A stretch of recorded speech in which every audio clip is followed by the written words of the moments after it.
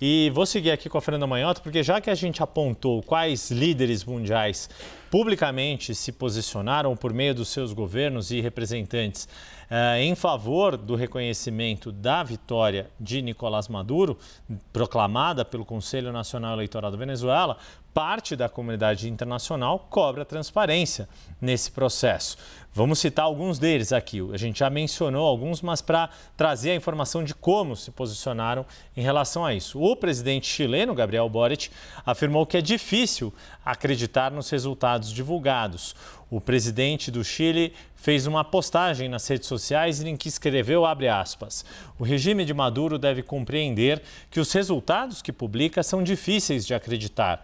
A comunidade internacional e especialmente o povo venezuelano, incluindo os milhões de venezuelanos em exílio, exigem total transparência das atas e do processo e que observadores internacionais não comprometidos com o governo prestem contas pela veracidade dos resultados. Do Chile não reconheceremos nenhum resultado que não seja verificável, fecha aspas. O presidente argentino, Javier Milei, também se manifestou por meio das redes sociais com a seguinte mensagem, abre aspas, ditador Maduro fora. Os venezuelanos optaram por acabar com a ditadura comunista de Nicolás Maduro. Os dados anunciam uma vitória esmagadora da oposição e o mundo espera que reconheça a derrota após anos de socialismo, miséria, decadência e morte.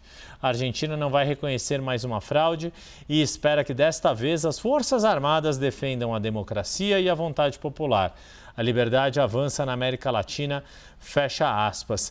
Inevitável, para aprofundar um pouco mais contigo, Fernanda Manhota, um pouco do que você já colocou, o quanto muito dos discursos ou muito dos posicionamentos políticos feitos por essas lideranças mundiais ou regionais são feitos para a comunidade internacional, mas muito feitos para o consumo interno, para o próprio público. E aí o quanto que é diferente tentar resolver de fato um problema ou apenas jogar para a torcida. Exatamente, né, Yuri? A vida é política, todo discurso é político, sempre feito para alguém com algum propósito, e em matéria de política internacional, o consumo doméstico não pode ser ignorado jamais. Inclusive, os termos que são utilizados, o tom que se adota, é compatível, né, com o perfil daquele para quem fala o líder. Milei, se a gente compara com a fala de Boric, podemos ver, é muito mais duro, enfático, bastante mais adjetivador, até porque ele está ali, né, representando uma plataforma que espera dele esse tipo de comportamento, que é um comportamento diferente do que seria Boric, ou como eu citei mais cedo, o próprio Petro, no caso da Colômbia. Então, a gente tem aí líderes que têm que administrar ao mesmo tempo essa legitimidade que conferem a parceiros ou a atores internacionais, ao mesmo tempo em que eles vão ser avaliados e vão ter, do ponto de vista das suas bases, né, que prestar contas em relação àquilo que eles dizem. E talvez esse seja, para alguns dos países da nossa região, sobretudo, o grande dilema, né? Como fazer algo que mantenha a coerência nos dois níveis, no nível internacional e no nível doméstico. Alguns têm tratado o tema da Venezuela já há algum tempo, e agora mais especificamente, como grande desafio da diplomacia do Brasil, né, do presidente Lula, porque é claro que o Brasil, ainda mais depois de ter eleito um presidente que o tempo todo reforça a ideia de que venceu uma liderança de perfil autocrático, tem como expectativa no horizonte que seja capaz de reconhecer déficits democráticos em outros lugares, né, limitações, enfim, uma série de problemas que a gente sabe que existem. Mas, ao mesmo tempo em que o governo Lula precisa reconhecer isso, porque, inclusive, é o certo a se fazer, é o coerente a se fazer, é o razoável a se fazer, ele precisa lidar com uma esquerda, no caso do Brasil, que ainda vê na Venezuela, na Rússia, em outros países, uma espécie de força anti-imperialista ou algum tipo de movimento de resistência.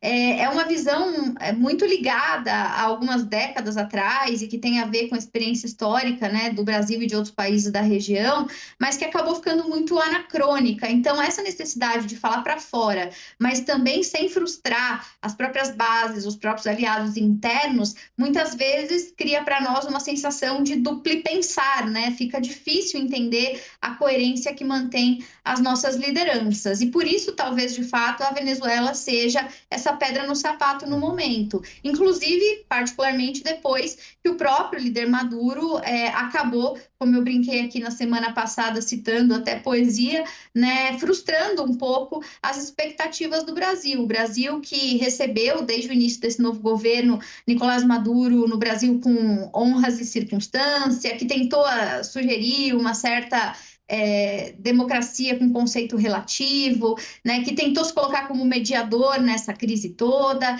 e que depois acabou recebendo em troca uma série de trocas de farpas, na verdade, né? O Nicolás Maduro disse que se o Brasil estava incomodado, quem quer que estivesse incomodado que tomasse chá de camomila, criticou a nossa justiça eleitoral, que, diga-se de passagem, goza de uma série de qualidades e características que não são compatíveis ao que se pratica na Venezuela, são estruturas absolutamente diferentes, né? A nossa, sim, independente, cheia de mecanismos de controle e regulação e auditagem, enfim, a deles muito menos, né, passível disso tudo.